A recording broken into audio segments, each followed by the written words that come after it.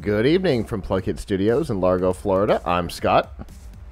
I'm Avram. And we are here with episode 524 of F5 Live, Refreshing Technology, for Sunday, March 31st, 2019. This show is a proud part of the Tech Podcast Network. If it's tech, it's here. This week, ASUS customers are under attack, Google customers are under surveillance, and Apple customers are under pressure to subscribe. Wherever you are and however you're accessing our show, whether it be on social media, Facebook, Twitter, Instagram, Snapchat, on any of our live stream partners like livestream.com, Facebook Live, YouTube Live, Periscope, Twitch, or Mixer, on any of our syndication partners, Apple Podcasts, Google Podcasts, the Podcast Play app in the Windows Store, the myriad of others like Spotify or TuneIn Radio, or of course on our website, PLUGHITZlive.com. Thank you for making us a part of your day. However, whoop, I just did that a little bit, didn't I? There are two ways that you can join us. The first is live on Sunday nights at about 9 p.m. Eastern Time by going to f5live.tv/join us, and there you can chat with us in the studio during the show and give us your take on the topics as we talk about them, whether it be any of the four F5 Live, or of course the Piltch Point topic, which we always like to get feedback on. And tonight we'll be talking about the product category that just will not die in computers. And so we'll be talking about that in a little bit. We love to get your feedback, but if you can't join us live, that is okay. You can always subscribe, like I said, PLUGHITZlive.com/subscribe, and there you will see all of the different ways, whether it be Apple or Google or any of the other platforms. You can see all the ways that you can subscribe to the show. I know it's been a couple of weeks since we've been on, so Avram, how have you been? All right. Oh, so much stuff going on, and so much stuff yet to go on. So it's busy, exciting times. I haven't had time to really figure out why this thing isn't working yet, but we will figure it out. My son and I are trying to. Which project is that? So this is we're trying to make a joystick that controls his Legos, his Lego Boost and his other Lego power-ups, which operate over Bluetooth. The problem is, even though I have an analog to digital chip here, it's not recognizing it and not recognizing the joystick. So I have to figure out, is it that it doesn't like the pins or whatever. But I got this neat little plastic box here that makes it a lot easier to do this kind of thing. Because you plug the breadboard in here, and then you can take any size Raspberry Pi or Arduino board and screw them in here. It was kind of neat to sort of keeping all the wires and project together. Yeah, for sure. That's a cool little plate. Yeah. It was like $15, and I got it that came with the breadboard, and it also came with what I really wanted, and does not appear to work. Although again, it could be just that the pins on my Raspberry Pi that I soldered on are not working correctly. But it was one of those breakout boards, so you could just take a ribbon cable and run it from your Raspberry Pi to your setup. So if you just switch Raspberry Pis, you just pull the ribbon cable out. Nice. But that wasn't working either. So I don't know. So we'll have to get back to whether any of it works. But the plastic board can't not work because it's a piece of plastic. Sure. But unless there was some sort of unexpected metal in there. The mounting plate is going to work. The screw holes are in the right place. I can report that. So, anyway, just another project that my son and I are trying to work on when we have time. Sure. It's not, which we don't. But anyway, I guess that's what I'm up to. How about you? It's been a busy couple of weeks. We had a fundraiser last night for the Team Duct Tape, the robotics team that I work with, and our GoFundMe is actually a little over $2,200 right now. So we're actually doing pretty well with that. And then obviously, we had the Orlando Regional a couple of Saturdays ago, which is why we weren't on the air a couple of weeks ago. So that was a tremendous amount of fun.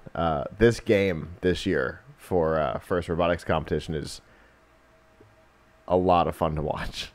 And I got way more of an opportunity to watch it this year than I usually do. So that was good. We were there. Normally we do the show on Fridays because the teams are a little calmer on Friday.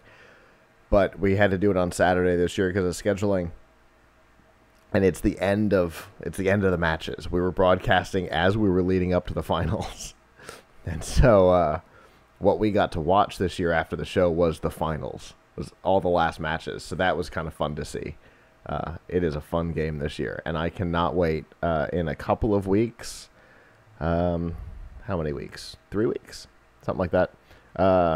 17 through 21. I will be at the first World Championships, which I'm very excited about. I haven't been to World Championships. I cannot believe I'm about to say this. I haven't been there in 22 years. Oh, wow. And so I cannot wait to see what it looks like today compared to what it was in 97. It's definitely grown.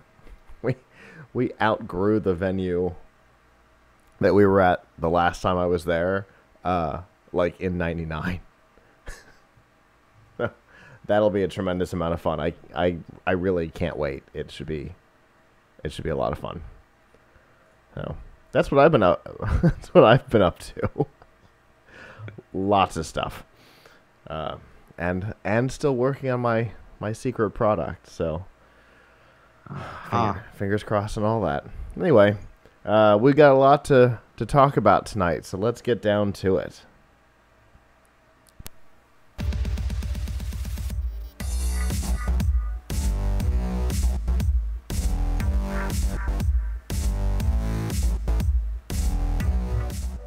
This week's Nifty Gifties and F5 Live is proudly powered by the Microsoft Store. Whether you're looking for a tablet, a laptop, VR headsets, an Xbox One, either S or X, and a whole lot more, they're all available from the Microsoft Store. Right now, you can get a Surface Laptop 2 with Intel Core i7 processor, and the mobile mouse, and the Surface Pen, all saving $425, which that's a pretty great deal. You can also get you can save $60 on an Xbox One and get a free game, an extra free game right now.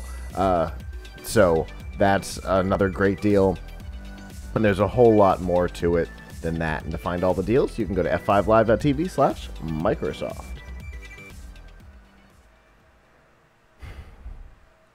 So at the beginning of this week, an interesting report came out that that seemed like it wouldn't stop unfolding through the beginning of the week, and that was about a security breach at ASUS, where their ASUS Live update utility, which if you've had basically any laptop or desktop for a while, you know that most of the manufacturers have their own software and firmware driver update utilities. This is ASUS's, and it had been compromised potentially a while ago. There's some theory that there was a potentially Chinese hack 2 or 3 months back, and that was what opened the ability for this to happen. But the update utility itself was replaced in their own update servers. Now, here's the thing. They managed to sign the software with ASUS's own security certificate, which is impressive. And they managed to get the file size of the updater to be identical to the one that was replaced on the servers. Now, all of that is impressive, in reality super sophisticated, and somehow not the most interesting part of this story. The most interesting part to me, and I have a feeling Avram's going to agree on this, is that the software was specifically designed to seek out what turned out to be 583 specific MAC addresses. MAC addresses, for those who don't know, is the essentially the unique identifier for your network card. And so only 583 computers out of all the computers that ASUS has out on the market, only 583 were specifically targeted through this.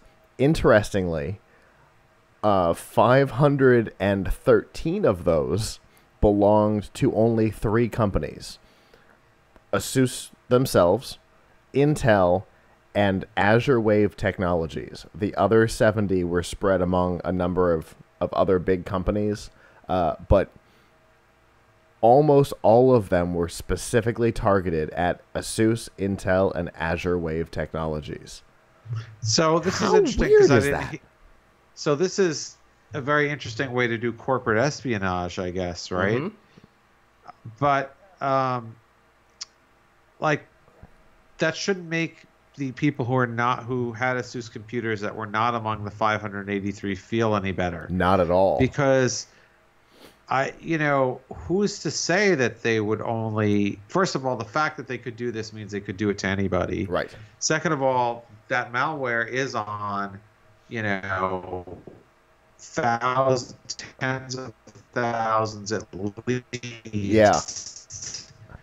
Of computers. Well, we know others have it. We know That's from only people who are running Kaspersky antivirus. I was going to say, we know just from Kaspersky that 57,000 of their customers had it installed. Right.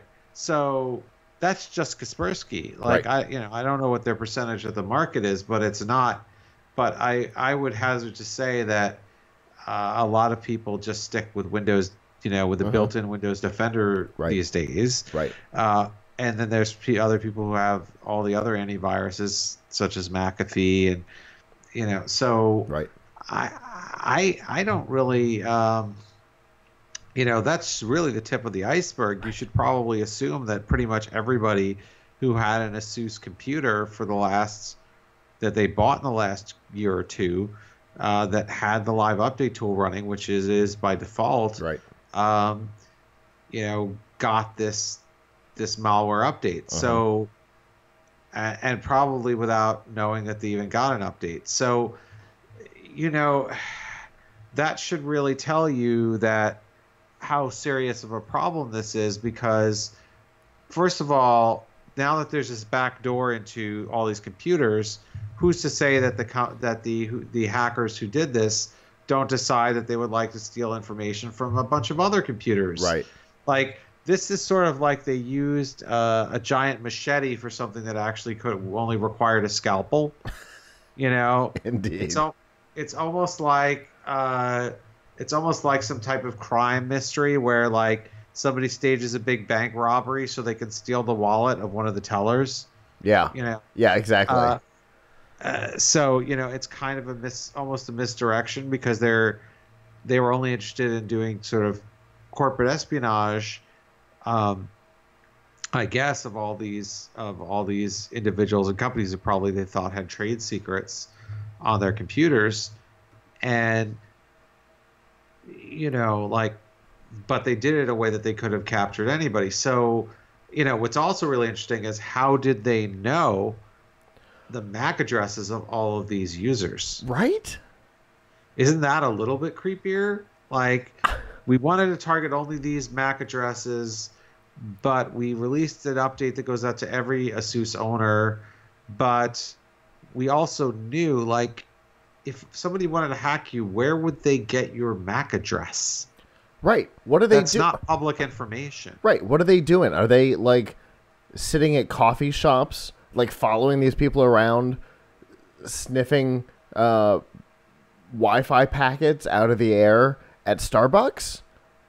This is a very, very sophisticated operation to know the MAC. Like a MAC address is pretty much a hidden fingerprint for a very specific computer. So like, wow, these folks were really advanced, and then they figure out the best way to do it is to do it through the update tool. But it's like an episode of The Blacklist, to be perfectly honest, because it was weird twists and turns from the moment this first came out. Late last Sunday or early Monday morning, whenever this started to happen, because it all came from Kaspersky, so we're working on a Russian timetable, so it's when it was published is potentially a little strange, but from the time this thing started, it was like watching an episode of The Blacklist, because every time you got a new update, it was weirder than the last one. Yeah, well, here's the thing, though. I do think like...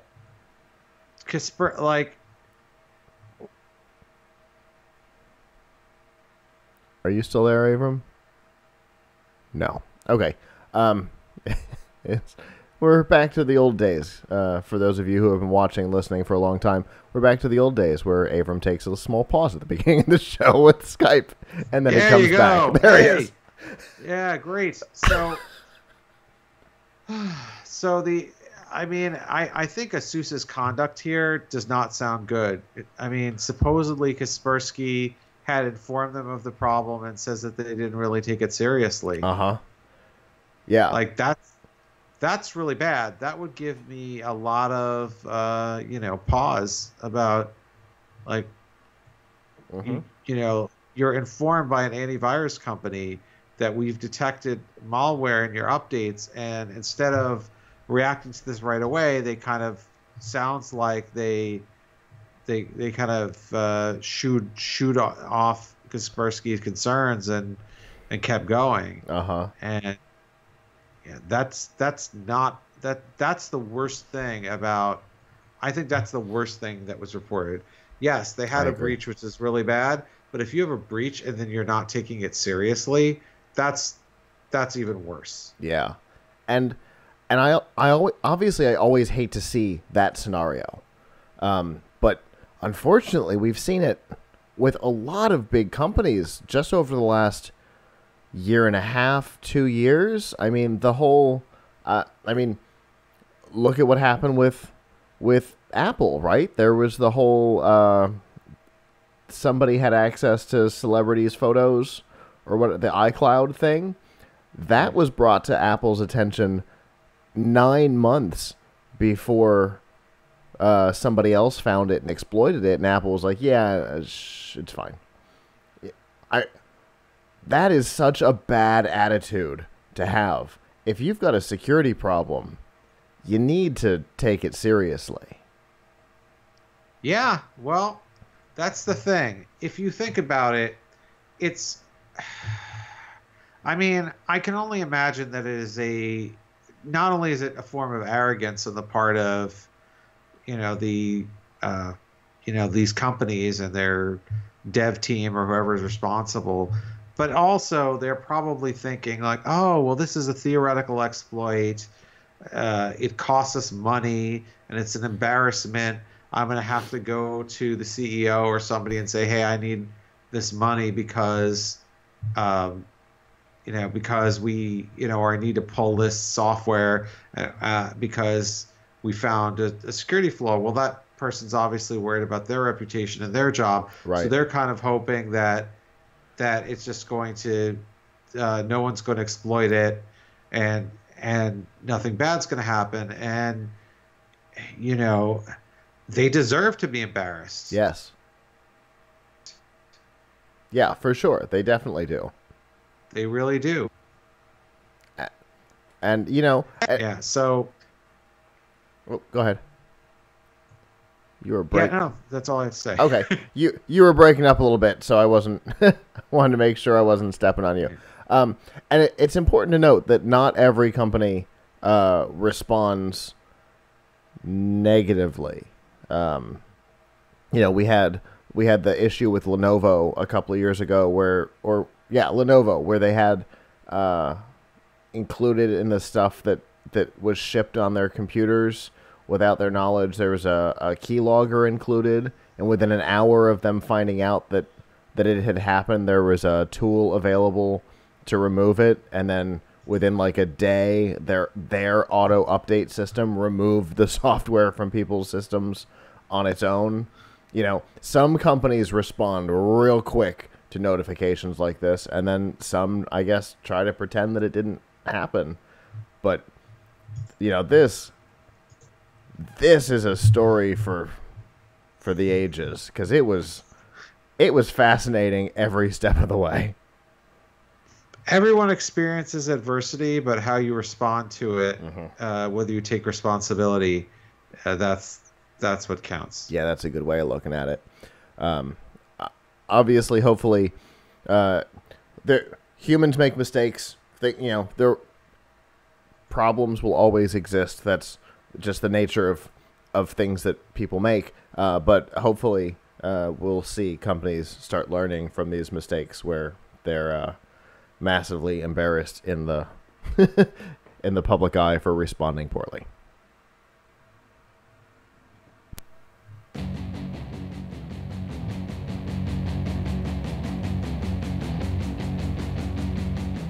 This week's Piltch Point with Avram Piltch is proudly powered by Newegg. Whether you're building a new computer or upgrading an existing one, Newegg has all of the parts and pieces you'll need to complete your task. Whether you need all the parts to build a new one, case, power supply, motherboard, processor, RAM, hard drive, video card, all of that, or you're trying to take an old laptop and make it faster with a new SSD, some new RAM, something like that, you can get all of that through Newegg. And with their daily deals, you can get all kinds of things for one-day specials, like right now a full gaming PC for 10% off, or a actually pretty nice little computer monitor for a great deal, and a whole lot more. And to find out what those deals are and to access all of the products that they have to offer, you can go to piltchpoint.live/Newegg. So Avram, some computers can be upgraded this way, but there has been a trend in a different type of modular design for computers, right? Yes. So recently, Intel confirmed. I won't say they announced. They confirmed to us that they are not going to make any more compute cards, and that is really an example, the latest example of a kind of trend that's been going on across the last like 6, 7, 8 years or so, that just doesn't seem to die, which is the sort of super tiny computer module that you expect to use that's expected to be used in like upgradable products or physically secure computers. So, and when you think about it, it was a bad idea from the start. So like Intel's compute card, for those who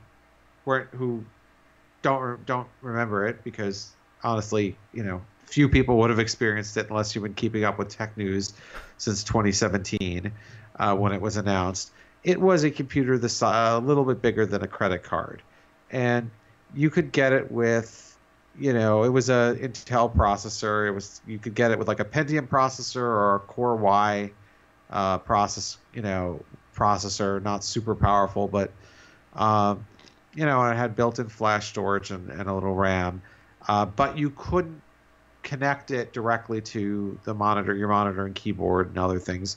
You needed a dock for it. And the concept of it was, there's a couple of things that you could do with something like the compute card. One is, and this was what Intel was pushing very hard when they announced it, was the upgradable smart appliances. The question there, though, is why? So, for example, their example was like, oh, you have a smart TV, you want to make that TV smarter? here, pop out the old compute card that it came with and put in a new one with a faster processor. Well, I gotta, it sounds cute till you actually think it through. Like, do you really want to have to upgrade your TV's hardware? Why would you need to? What are you doing on a TV or a connected refrigerator or a washing machine that requires you to have a slightly faster computer inside of it like 2 years later? And what appliance manufacturer would like to support that? Why would they do it? What's the motivation for LG or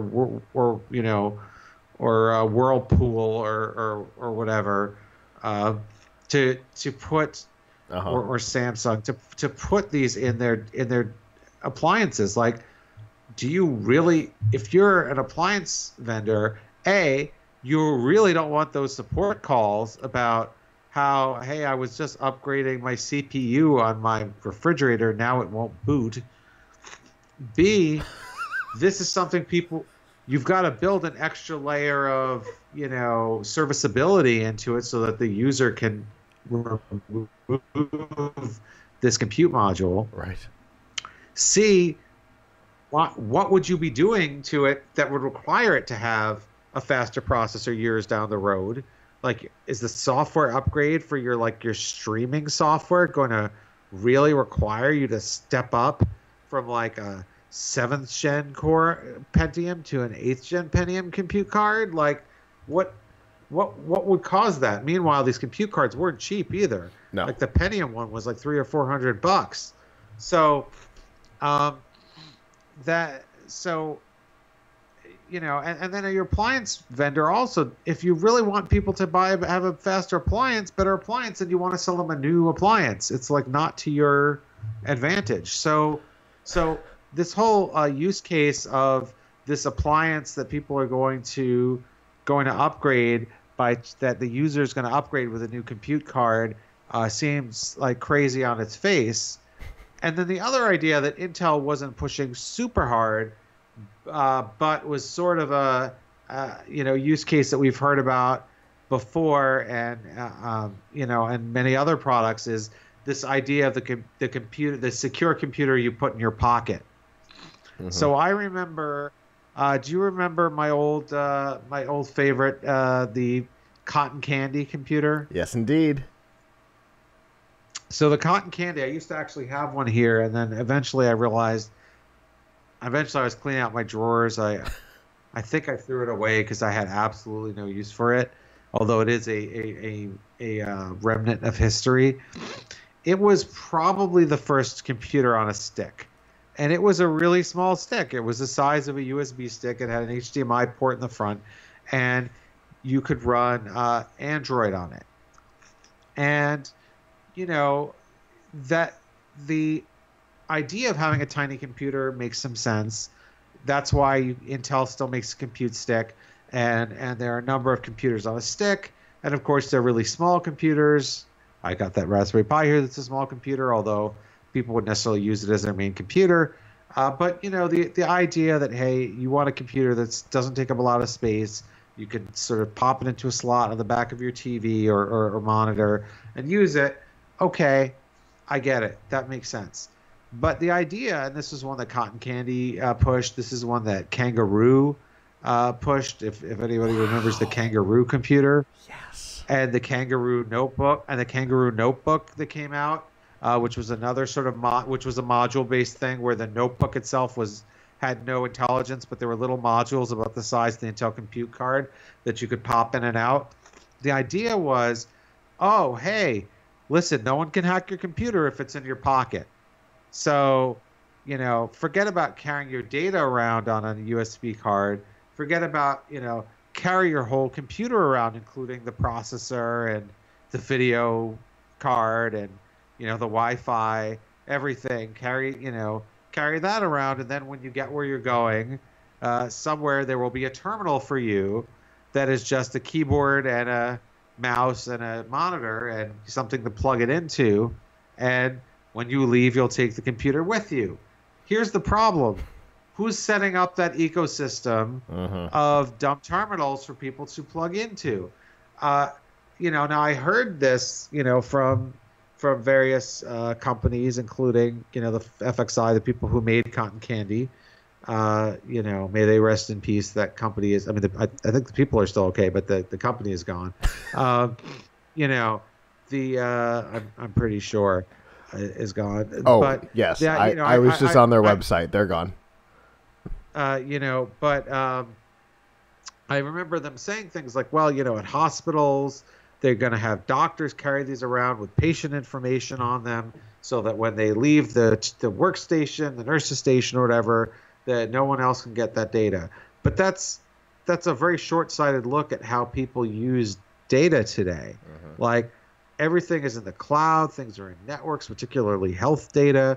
Another example that I think he gave me was teachers keeping students' grades on it. You mean there's not a server for that for the school district? Like, that none of that makes any sense. People keep data in the cloud. That's how they have it portable. Where it doesn't matter at all what hardware you're interacting with, which is the step above that concept, right? Is now with the way even when the kangaroo and the cotton candy had come out, you and I talked. We talked about that the idea was interesting if you looked at computing 20 years back. Right, that's the problem. It was an idea that would have worked before smartphones, before 4G and even 3G internet. It was an idea that would have made sense in like 2000 when most people did not have laptops. They were going to, if they were traveling, maybe they'd go to an internet cafe or something, or the hotel or the computer desktop in the hotel lobby. And if you were using those computers, yes, those are insecure. Yes, you probably shouldn't go onto a public computer and type and access your cloud Gmail account because there could be a keylogger on that computer, right? Yes, that is good computer hygiene, is not to use a public terminal. For personal information. That's good. That's a good idea. But people have a computer that goes around with them all the time, and they don't need to pop it into a dumb terminal. It's called their smartphone, or for more serious things, their laptop. So, this idea just doesn't make sense in 2019, and it didn't make sense in 2011 when they first introduced the cotton candy, and the idea that it'd be physically secure, the idea that you want a really tiny computer to take up less space on your desk, or using it in a kiosk or a digital sign or something like that, you need something small and low power. That makes perfect sense. But the idea that it's going to be secure because it fits in your pocket is just makes no sense whatsoever. So Intel's compute card, not only was it small, and expensive for what it was, but you had to have this proprietary docking connector to connect it. So, so that makes it even more expensive and even harder for somebody to implement.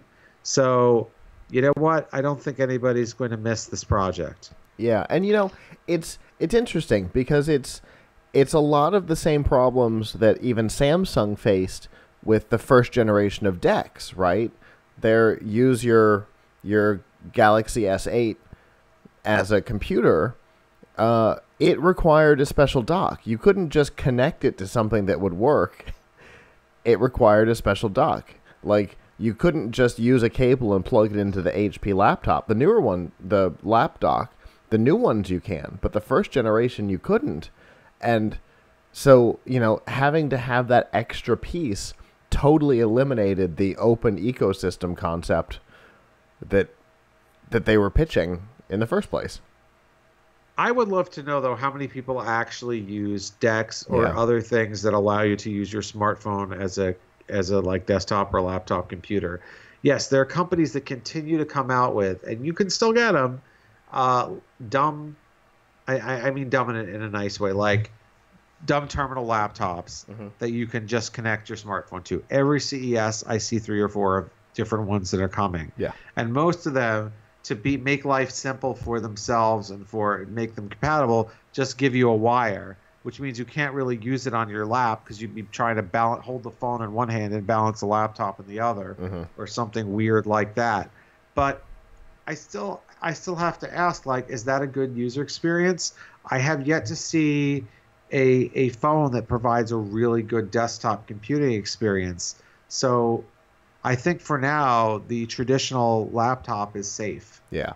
Yeah, I agree. You know, I am one that, you know, I've used my HP X3 phone and Continuum to the lap dock, and, you know, depending on where I am, it works either real well or not at all, and it doesn't have the wire problem, so I can do it wirelessly, so I can not have to worry about that weird balancing thing. But you're absolutely right. I mean, you're still dealing with the processing power of a phone. You're dealing with the network, the Wi-Fi capabilities of a phone, which is never the thing that the phone manufacturers put time and love into. It's always their cellular network they put time and love into. And when you and I are sitting at a press conference at CES, we can both say it's not your cellular connection that's going to work in that building, because the whole city's pretty tight during that time. So yeah, it's definitely an interesting idea, but one that just has never panned out to be useful. Yeah, if Microsoft were to make a fully functioning Windows computer that fit in my pocket and got a 4G signal and I could make calls on, then maybe it would make sense to have a dock for it. But that would certainly not be with these sorts of compute cards and compute sticks are, because they are not portable computers. They are portable desktops. Yes. They need to be plugged into something to work. Yeah, like the one that we use here in the studio for you, that for the screen over here that most people never get to see anymore. It's an Intel Compute Stick clone. If you didn't see the logo on it, you wouldn't know that it wasn't theirs. But it requires you to physically plug into power. It requires you to physically plug into a screen with HDMI. So, you know, all of those benefits are lost. Now, is it a really snappy, powerful computer? Yes. Does it have all of those benefits that if the courier becomes real, that we could get from it? No. No, of course not, because it has to plug into a screen with HDMI. It has to plug into power. It requires 2 amps at 5 volts. So, you know, you might be able to power it off of a portable battery, but not for long. Yeah. Yep. So, yeah, there's no successful middle ground right now. Now, I know you wrote about this, right? Yep. So you could definitely read my whole article, which says a lot of what I said here, by going to tomshardware.com, where you will find my article on the Intel, why the Intel compute card is a bad idea that just won't die. But you'll also see some of our other great up to date coverage, including our new Raspberry Pi channel. I was just gonna say, one of the things that I love the most and have always loved about Tom's Hardware, way longer than you've been involved with the site, is the community aspect. And you guys just expanded your forums this week with Raspberry Pi and a couple new topics, right? Yes. So we added some new topics, and we added some new topics. I think we didn't have a dedicated forum topic for power supplies, which is obviously an important topic that we cover a lot.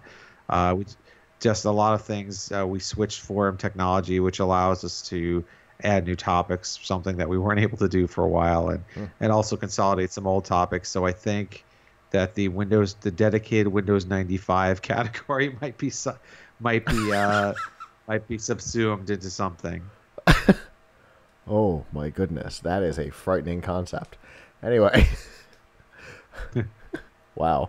All right. Well, definitely, if you're interested in the topic, go check out the article and get involved in the community over there, because, like I said, it's one of my favorite parts of the site.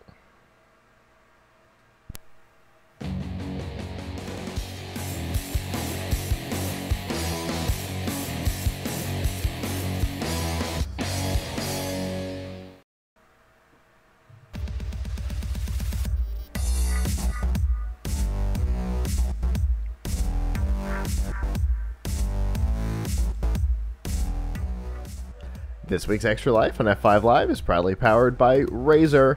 All the accessories you need to up your game on both PC and on console are available from Razer.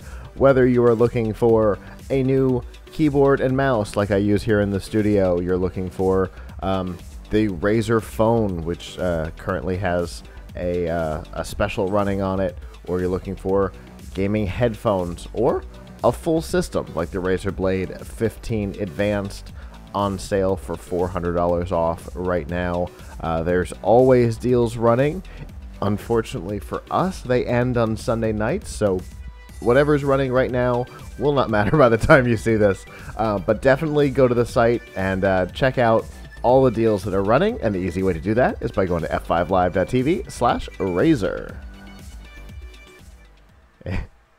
It's definitely... Oh, I should mention something. In light of our sponsor. We just put up on Tom's hardware review of the new Razer Turret keyboard for Xbox One. Ooh. I encourage people to check it out. That is a pretty cool keyboard for people who like to game from the couch. And it works really well on PC. So whether you're gaming from your PC or an Xbox, it's a keyboard and mouse wireless keyboard and mouse combo that is absolutely great on your lap. That's the one that they worked with Microsoft to design when they added keyboard and mouse support to the Xbox One, right? Yeah. Correct. Yeah. Cool. Well, I will have to go check that out myself because we talked about it when they announced it. Can't wait to see what you guys had to say about it. In the gaming space, we have talked a lot over the last couple of years about the HTC Vive, which Avram has consistently said is his favorite of the VR hardware. It is one of the things that has made it the success that it has been their partnership with SteamVR. Obviously, Steam on PC is and has been for a very long time been the platform for PC gaming. And so it is no surprise that SteamVR has become a strong place for VR gaming as well. And the HTC Vive has been the kind of the flagship hardware for that platform. There have been some other pieces that have gone in there, but the Vive is definitely the flagship hardware. But that might be about to change, because in May, Valve themselves will be announcing their own Valve hardware. It has technically been announced.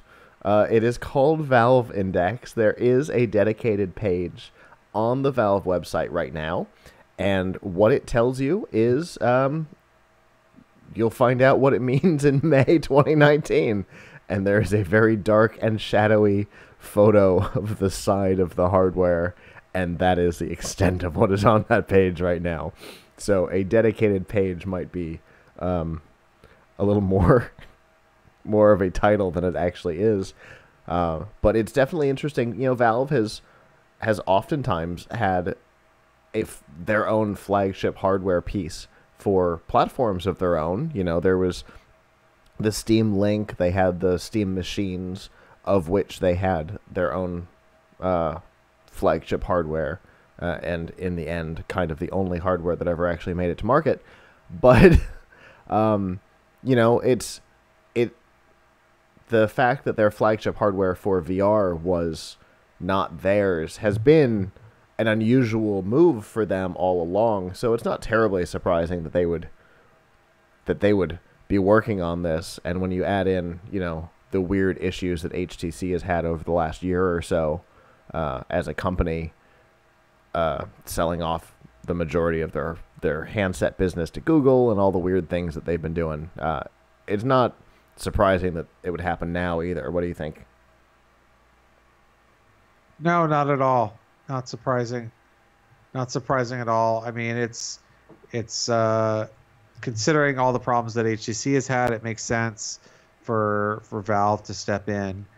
I'm kind of surprised after what happened. I thought that maybe Valve would allow other manufacturers to manufacture their own Vives. Yeah.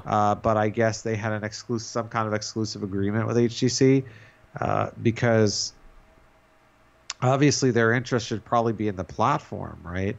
For sure. More so than the hardware. Now, it is important to note that the Vive isn't the only hardware that has had access to the store, but certainly it is the one that has had full access to the store. Like, even the Samsung Gear VR thing has had limited access to be able to install some stuff from SteamVR, but not the way the Vive. Like, the Vive is the hardware. Nothing else has the access that the Vive has. So, yeah, there's definitely been some sort of exclusivity there, which might be the reason why this is happening now. That contract might be up. Yeah, maybe. And maybe they also see, as you've said, that HTC is not on very stable ground as a company. Frankly, it was surprising when they had HTC, when they brought HTC on as a partner, because they're a phone company. So it was a little weird to see them building this piece of very, high-end PC hardware. Yeah. But for sure. Because phones are certainly what the West has known HTC for ever since they started going by just their initials. Without question, phones are all kind of anybody knows them for. But they do have a very old history of computer stuff. But I think it was far enough outside of their current timeline that it was definitely a weird choice. I think HTC over the last decade has fancied themselves as another Samsung. And when Samsung got into VR, they're like, well, we can do that too. I don't know. Because the thing Samsung can do is the thing that Apple and Microsoft can do. Something can fail and, oh well. And you can throw money at it for a long time before it has to be profitable.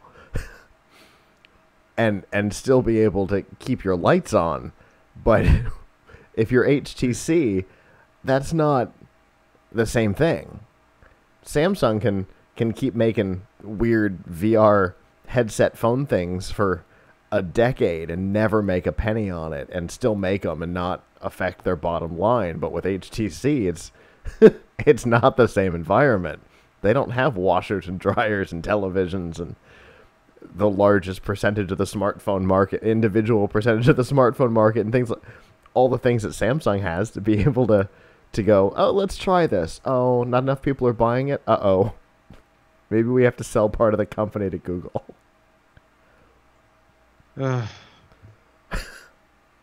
But they have definitely felt like they fancied themselves as another Samsung, and I think that attitude is why we're where we are. Why we're talking about Valve building their own VR headset. Because I bet they're legitimately worried that HTC may not make it to 2020. Yep. So it'll be interesting. Obviously, May 2019 is pretty close. It's just a couple of weeks away. If you look at the beginning of the month, it's only 4, and to the end of the month, it's only 8. So, worst case scenario, we've only got 8 weeks before we find out exactly what Valve has planned. My guess is, if they're going to do this, they have to not just match, they have to beat what the Vive is up to, as far as, quality of headset, quality of screen, all the things that have made the Vive Avram's go-to hardware when we talk about VR. Valve is going to have to make all of that better. And so that's a big challenge. It's a lot to live up to. So I can't wait to see what they do. Hopefully it'll be not another Steam machine or another Steam Link where they sell 12 of them. So fingers crossed.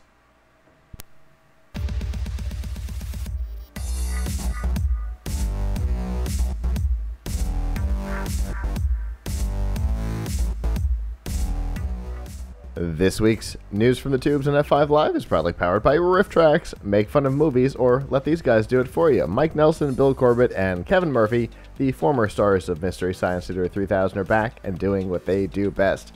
Creating commentary for Hollywood blockbusters and B-movie oddities such as Rats, Night of Terror. Oh, the preview is terrible.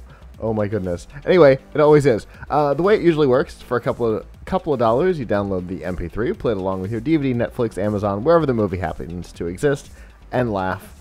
They also, every year, do a couple of live events. Right now, they have got RiffTrax Live Octaman coming April 18th with an encore presentation on the 24th in theaters nationwide.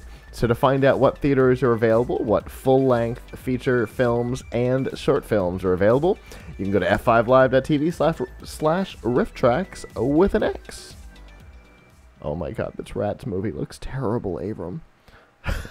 All the rats are just rubber. Anyway. That's how I like my rats. That's how I like my rats. If I have to have rats, let them be rubber ones. It's definitely a better situation. So Avram and I have talked a lot over the last couple of years about how online privacy has gotten questionable and continues to get more so as time goes on. You know, you've got platforms like Facebook whose whole business model is you giving them information that you shouldn't willingly. But there's also some situations that are a little more, let's say, questionable or nefarious. One of them is the interaction between big tech and law enforcement and the potential legal pit that comes along with it. In particular, the scenario of companies like Google, who work with law enforcement to scan files as you upload them to their servers to determine whether or not you are uploading illegal content. Now, the definition of illegal content is nebulous, as the program is very tight-lipped on the details, but we do know that they work with the I can't think of the name of the organization, the National Organization of Exploited Children or whatever. They work with them, obviously trying to prevent things like you know, we'll just say child exploitation content.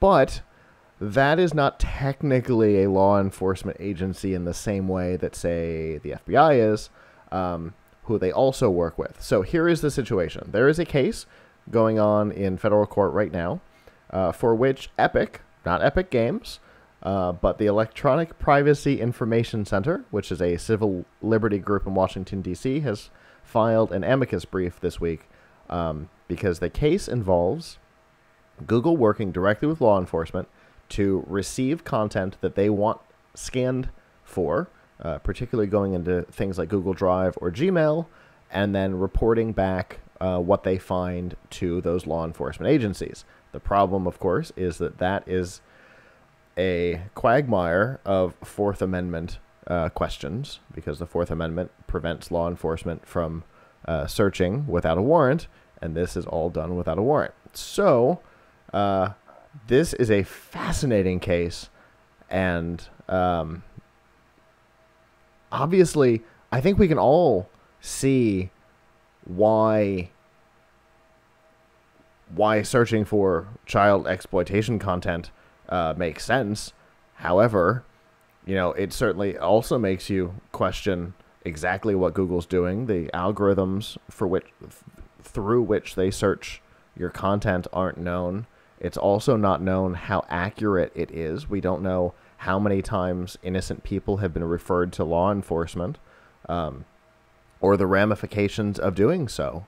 You know, if we're talking about child exploitation content, just being accused of that is enough to lose a number of jobs, especially if you have a government contract. Just the accusation could pull your security clearance. So there's definitely problems, and it's why the Fourth Amendment is in place. So I don't even know what to think here, Avram. Yeah. Well, I guess I'd like to know a little bit more about what exactly it is that they're looking for and what they consider to be uploaded content. Is that like is uploaded content things you upload to YouTube? Is it photos? Is it your email messages? What is uploaded content that they're scanning? Exactly. And that's the thing. Every aspect of the program is kept quiet.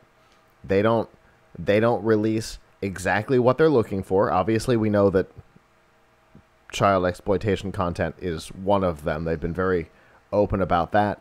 But it's definitely stuff that goes to Google Drive, because people have reported being contacted by law enforcement because of content uploaded to Google Drive. So that's photos, documents, all kinds of stuff, right? We know that they scan everything that goes to YouTube, because all of that is public information, which is a different situation, right? When you make the content public on a platform like YouTube, you've made it public. Things you do outside of your home, if they're illegal, cops don't need a warrant to drive past your house and see you doing them. So it's the same kind of situation there. But so we know Google Drive is involved. We don't know if Gmail's involved, although knowing what I know about some of the stuff that used to happen inside of Microsoft, Outlook was scanned. So, it's definitely a question, and I have a feeling all of that is going to come up in this federal case, as the legality of what's happening is being questioned, which is specifically what this case is about, is the legality of what's happening. Well, I have a better one for you. Yes, this is really bad, but it seems that a lot of people are really comfortable with having very limited privacy these days, and it concerns me. It bothers me.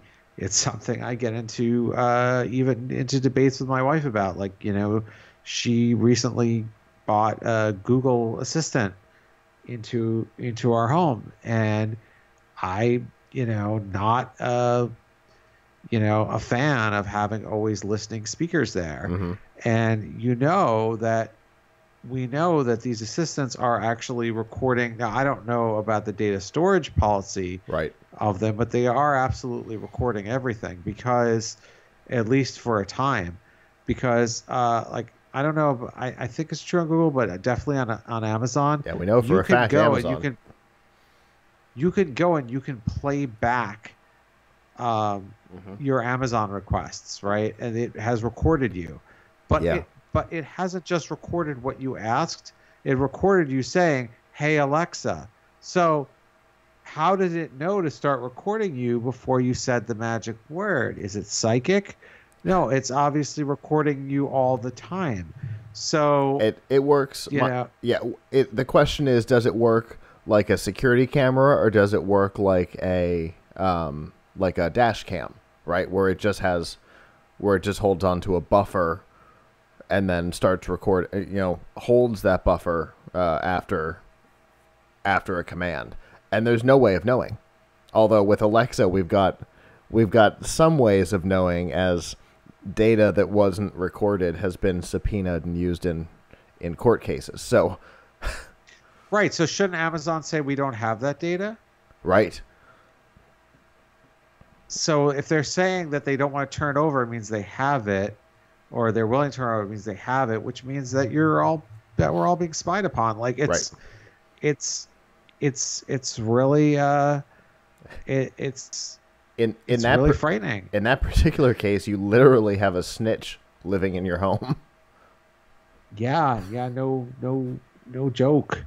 I won't even talk about Wi-Fi security cameras that you might have in your house. Uh-huh. So that upload to the cloud. Yeah. So yeah, it's it's in your house.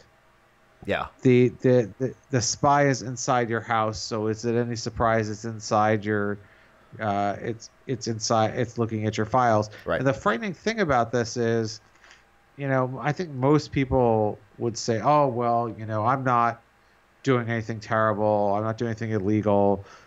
So Right. So I don't care. Yes, but how do you know that you're not going to say something that's going to trigger it? Right. Something that you would Or- consider innocent. Or God forbid But- somebody but hacks the into your algorithm account. Triggers. God forbid Oh, somebody yeah. hacks into your How to account and ruin- uploads how something. to ruin somebody.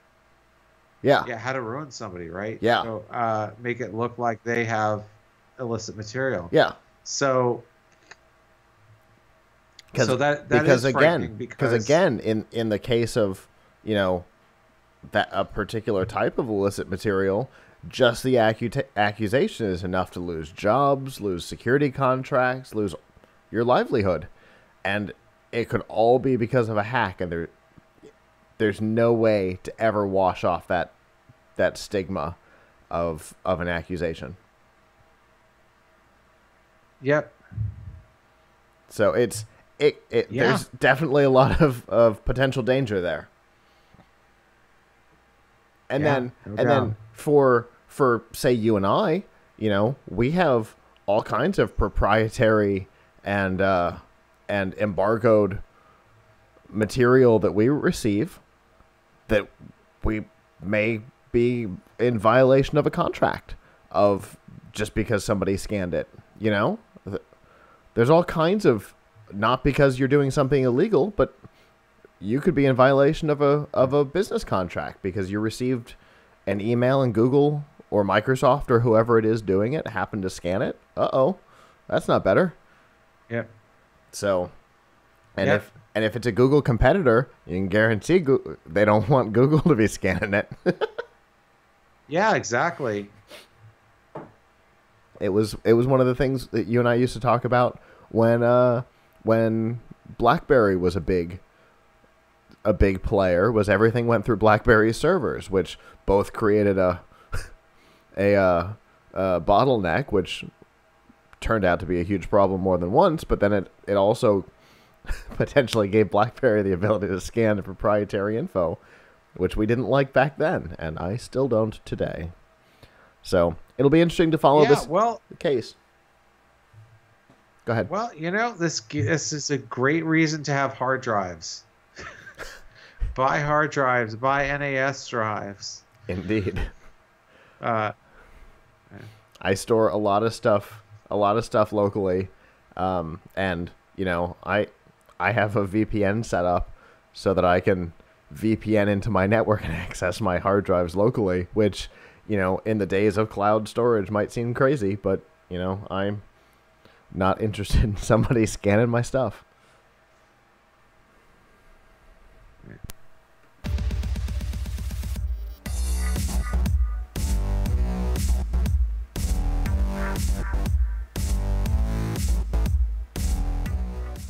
This week's DRM Not Included on F5 Live is proudly powered by Amazon Prime.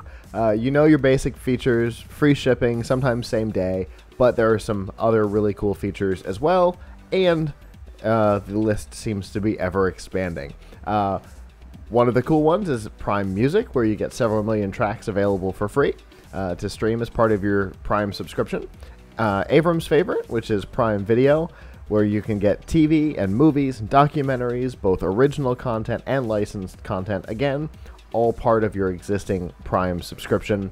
My favorite, which is Twitch Prime, where you get one free subscription to a channel on Twitch, which you can use to subscribe to PLUGHITZ Live if you would like, or any other broadcaster. You also get free games every month, and the list obviously is always changing. Once the game is yours, which is a really cool thing, and I play a lot of the games that I get for free with Twitch Prime. And a new benefit that was just added to Twitch Prime this week: if you have a Nintendo Switch and you have Twitch Prime, you can pair them together and get a full year of Switch Online for free right now. And if you buy a Switch anytime between now and November, you can set this up, which I think is a pretty cool benefit. And there's more than just that. We've put together a list of some of our favorites with links to make it easy for you to get to those subscriptions and capabilities. Plus, if you're not already a subscriber, we have a link to give you a free 30-day trial, and all of that is available by going to f5live.tv/prime. I think that partnership with Nintendo is fascinating. Can't wait to see how that works out for them. This week was the week. We've for the last year or so, since Apple announced that they were putting a $1 billion investment into online streaming content, we knew that eventually they were going to announce some sort of a video streaming service, and this week we got our details, or at least some of them. In fact, the company announced 3 different media products this week.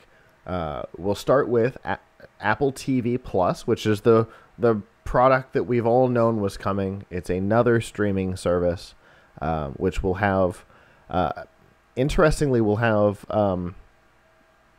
from what we can tell, exclusive content.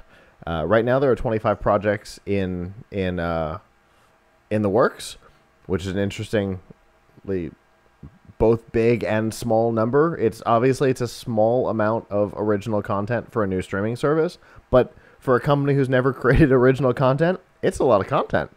It's a lot of projects, all in the works at the same time. So that'll definitely be interesting. However, Apple was really light on the details of this. They were heavy on celebrities and light on details. What we do know, however, is that it will be available off Apple platform, which seems like a really smart move for them, right? It'll be available on Roku and Samsung TVs and a number of other very media-heavy platforms, which personally I think is a great idea, because if you've got an iPhone, that doesn't necessarily mean that you also have an Apple TV, because, that's been a pretty small portion of the market. You're way more likely to have a Roku or a Samsung Smart TV. So bringing this platform there is important if they want to get people to subscribe, because as Avram and I have been talking about, subscriber fatigue is definitely starting to set in and will not get better over the next year.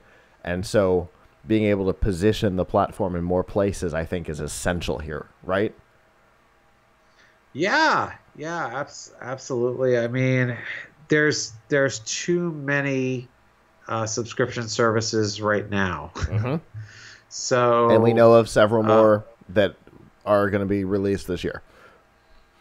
Although Amazon seems to have the right idea in that they have that whole service where you can sign up to other services through Prime, so at least you're getting one bill. So you can get BritBox. I think you can get CBS All Access. There's a number of, I don't know whether this is. I'm doubtful you'll be able to get Apple through Prime. Through Prime. I mean, you pay extra for them, but they appear in the interface and are billed through Amazon. I can all but guarantee that you will not, because we will talk about the second part of the Apple TV service in a second. But continue. Yes, I'm sure. I am sure. So, who knows? In the future, maybe we will all have machine butlers to do all of our work for us. You know, we will all get and spy on us in our homes. Robot. Yes, we all have robot doctors to take care of us. We will not have to work, except everyone will have to work a 40-hour week to pay for streaming. Is the robot doctor? Maybe that's what Intel was talking about when they were talking about the compute card, was for the robot doctor. Yeah, that's right. Yeah, right. You got to change the compute card because, you know, like if you get a serious disease, the Core i3 compute card just can't handle it. Oh, the fun of tying all the way stuff to the together. Core i5. Right. So I love tying these stories together. It's fun. But you know, in the future we'll all just be working for the streaming services. That will be the only that will be what everybody's working to pay for. Oh, you got a promotion? Yeah, and now I can get CBS All Access and keep it all year. Not just when Star Trek Discovery is on. Oh my goodness. That's decadent. That's decadent. Now I can keep HBO even after Game of Thrones ends. Oh my goodness. So you mentioned Prime Channels, which is Amazon's way to bundle multiple services all under their UI. Apple decided that sounded like a great idea, and they even liked the name of it. And so the second part of the Apple TV upgrade is called Apple TV Channels, and it works exactly the same way. The services that you can purchase and bundle will look very familiar if you've looked through the Prime Channels lineup, because they're nearly identical. Probably because those are the ones with affiliate programs and APIs. Just a guess. Don't know, but it's probably a pretty strong guess. The problem with the Apple TV Channels is it will be exclusive to Apple platforms. So that capability will not be coming to Roku and Samsung Smart TVs and things like that. That will only be able to be watched on iOS and macOS devices, probably tvOS, but it'll just be Apple platforms, which seems like a mistake to me, but I don't know. Seems like if you're gonna spend the time to build an Apple TV app for Samsung and Roku, you would put both of the things that are revenue generators on it, not just one. But I don't know. Maybe I'm crazy. Right? Doesn't that make sense? Or am I insane? Yeah, well, no. I think there's a logic to why they wouldn't have their channels service on other platforms, because they're probably taking a cut of whatever channels you're getting through the Apple TV service, and then Roku or one of these other platforms would probably say, like, you're taking a cut, I want a cut. So like, it doesn't really make sense. Like, that's interesting. If you're on Roku, then Roku might be your platform, and you want Apple TV as just one of your channels. Sure. Yeah, that makes sense. Apple has content that you want. There's not really a benefit to have a sort of a channel within a channel like that. That makes sense. Unless you have the ability to search the videos on all of the platforms at once, which might make it appealing. But yeah, that makes sense. And especially if there's a like an iTunes style 30% cut, then yeah, it would totally not make any sense. So yeah, okay, that makes sense. See, I hadn't considered that. And then the third thing that they announced, which we had heard some rumblings about before it was announced because of some comments from the New York Times, was Apple News Plus, which is a $10 a month. Interestingly, there's way more information about this one, even though it's way less interesting. $10 a month, and you get essentially you get subscriptions to about 300 magazines and periodicals, including like Wired and Men's Health, but then, you know, like big budget things like Time Magazine, the Wall Street Journal, things like that. I don't know. I don't generally enjoy the experience of reading content in a unified thing where I don't feel like I'm getting the feeling that the publisher is trying to put together, where it's all sanitized, like in the Apple News app. I also don't like the Microsoft News app. The whole sanitized feeling just doesn't do it for me, but maybe it does for other people. I don't know. I can't see, again, with subscriber fatigue setting in, I don't know that another subscription service that's for magazines is going to be a huge success. Yeah. Magazines have a hard enough time. Now, you could argue that considering that people don't want to pay for magazines anymore, that spending $10 a month for access to 300 of them is much more practical. On the other hand, you know, the magazine business is a kind of a dying business. Right. Now, maybe, you know, maybe this is a way for, you know, otherwise online publishers to monetize subscriptions, which have been very, very difficult to monetize. There are very few news sites that work with a paywall. You know, you're talking about like the New York Times. Now the New York Daily News has tried their hand at it, and the Washington and the Wall Street Journal. So, I guess Washington Post also maybe, but there's very few news sites that news organizations that do that, and they, you know, I don't know how well they do, because I mean there's a lot of free alternatives out there. Right. So I guess if you're spending $10 a month and it's an all-you-can-eat type of thing like Spotify, then maybe. But the problem is, I don't know. How many of them are in your wheelhouse? Women's Health, not something I'm going to read, right? The question is, how many of the 300 apply to any individual reader? Yeah, you know, it's yeah. I mean, but $9.99 is probably less than you'd spend for one subscription. So maybe. But I'm gonna read. I'm gonna read Wired's content on their website.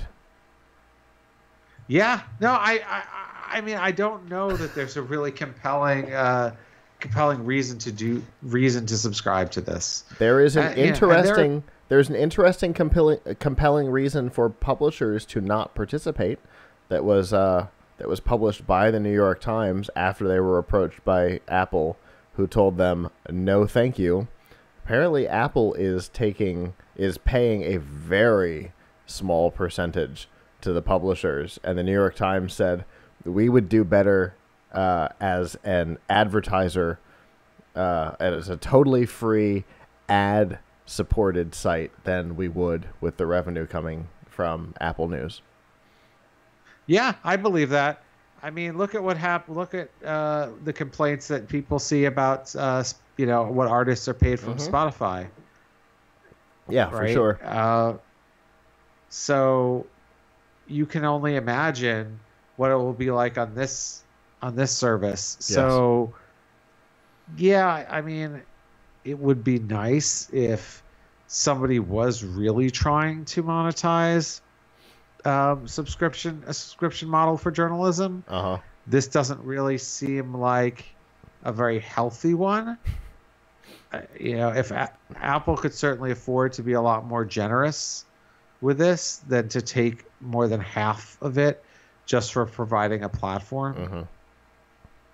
Well, it'll definitely be the more interesting one to watch, because I have a feeling that its life will be way shorter and will definitely be interesting to watch what happens there. We don't know a whole lot about TV Plus. It'll be this year, but you know, all those specifics, like I said, they were very light on specifics. It'll be interesting to find out a timeline on that. My guess is probably later in the year. We'll see. Well, that is our show. Thank you to those of you who joined us live for joining us. We always appreciate that. If you didn't and you would like to in the future, Sunday night at 9 p.m. Eastern, f5live.tv/join us. You can chat with us in the studio. If you did join us live and you'd like to re-listen to this later, you can always go to PLUGHITZlive.com/subscribe. There you can see all of our social media, our live stream platforms, our Apple and Google podcasts, and all of that. We put it all in one place to make it easy for you. Like I said at the beginning of the show, the middle of next month, well, closer to the end of next month, the 21st, we will be off because of First World Championships. But hopefully, if all goes right, obviously we never know what's going to happen in our lives, but if everything goes right, we will be on the air for the next couple of weeks for you. And so, I guess, with that, on behalf of the staff that's not here, I'm Scott. I'm Avram. And we will see you guys back next time. Ciao.